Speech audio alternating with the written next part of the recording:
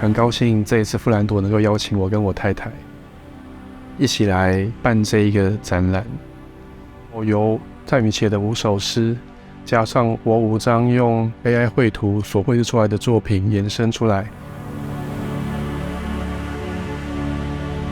创作在之中这首诗的时候，我刚刚大学毕业第1年，然后我就开始一个人住，所以很多时间都常常跟自己待在一起，尤其是晚上，密集的体验到一种被包含在某种安静的结构中的氛围之外，我能够听到另外的一层安静，层层静默的包含关系，感受到某种无声的生命力，就是有一些更加巨大、古老和久远的存在，沉默到我们有时候会忽略它。我所生活的这个喧嚣的世界，在它的面前是非常年轻的、巨大的、无形的世界，在消化和不断的创造着。感觉这个就像是母体一样，它不断的在孕育，不断在重生，在它之内循环着某一种生死交替的状态。很奇妙的，让我第一次很深刻的去接触到了纯粹的精神的世界。我其实是用倾听去感觉到那一份沉默，而且越倾听越能够感觉到它。其实就是从人跟宇宙的连接开始，从过去到现在，有时候我们会觉得自己是一个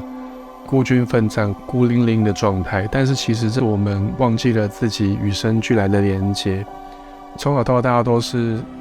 受到所有人的帮助，这个地球上所有生物、动物、植物才可以让我们活到现在，然后可以去发展我们想要做的事情。我们自己的本质，我们自己究竟是谁，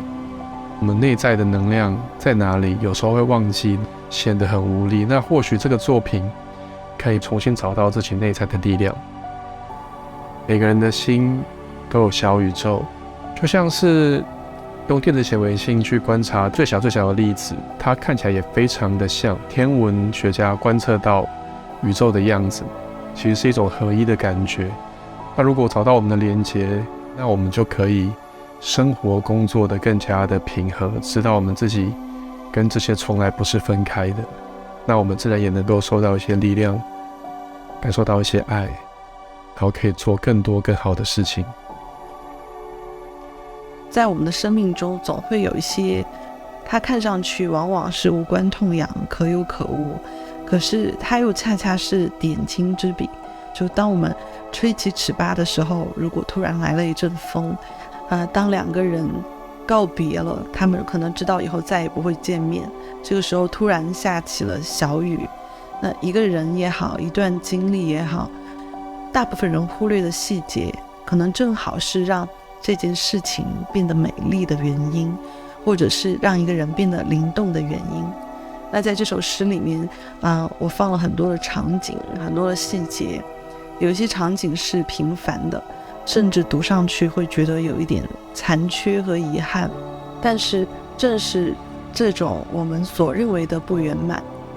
让整体获得了一种完美的内在比例，会表现出花未全开月未圆的那种美。现在读到这首诗，我依然会感恩奇迹就在日常中。这首诗也是我个人非常喜欢的。经历了很多事情，在某一个瞬间你突然就放松了，伤痛也好，快乐也好，在某一个时候你可以放松，然后去感谢所有的发生都是礼物，都可以去看见我们自己真正的样子。这真的是特别的珍贵，看着过去所有的发生，就像一个合奏或一个共鸣，这样的彼此的陪伴和祝福，我觉得是很美好的。我当时是内在快要爆炸的感觉，就想要突破自己的边界，然后从这个肉身中钻出去，进入到无限的状态，有一种花了很多年的时间层层脱皮，即使满身狼藉，我也要把最后的这个时机抓住，要冲入天空的那样的一种动力。它其实是来自一份对于真实的呼唤，而这种状态其实在我的性格里面并不是常常发生的。撕开生生世世伪装的无能，释放万年监禁的神圣烟火。在写的时候，我会体验到强烈的张力，以及内在荒野里面灵魂的呐喊，而且这个呐喊的声音是穿越了时空，一点一点递进到我耳边来。我觉得我们可能都会有这样的一些时刻，那当我们能够去听到和感受到在时空压墙中去掉名字的自己，能够去连接到那个存在状态，我们就开始会真的去为自己做一些什么了。事实上也是这首诗深深的影响了我，也疗愈了我。在写完以后，我开始发生一些改变。我也希望这首诗能够带给读到它的人同样的连接，去触碰到他内在那一个没有被听到、没有被释放的那一份力量。在人生很多的过度转变，我们就是常常会有一种很深切的渴望，去渴望成为一个什么样自己的样子，好像这个机会就是稍纵即逝，要是我们错过了，就失去了这种可能性，或许我们这辈子好像就白来了。需要奋力跳，就像跳进一个悬崖里面，去寻觅我们真实的样子，真正的自己，真正的力量。这过程其实有很多，可能会有一些恐惧，可能会有一些发生。真正的去深入的话，那真的可以得到很多很棒、无限的力量这样的状态，在之中成为自己，渴望自己，最后活出自己，活出我们所相信的。但也是这幅画、这个诗给大家的祝福，去知道那真正最珍贵的本源本质，让我们在这世界上生活的时候，也可以体验到充满爱，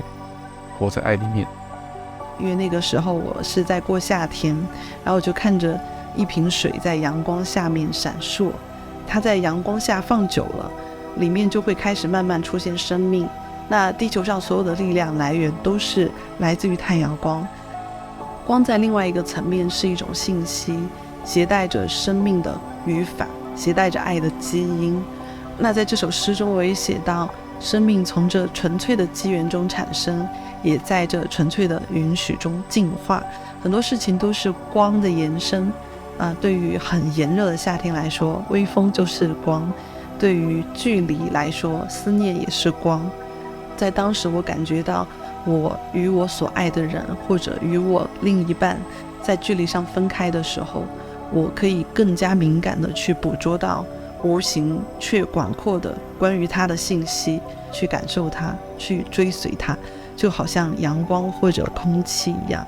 当我们所爱的人、伴侣或者家人在身边的时候，我们随时都可以触碰到他。但是当他不在身边的时候，我们把手伸出去，其实就是连风中都有他的信息。在很多片刻，甚至每个细胞、每个皮肤都可以感觉到，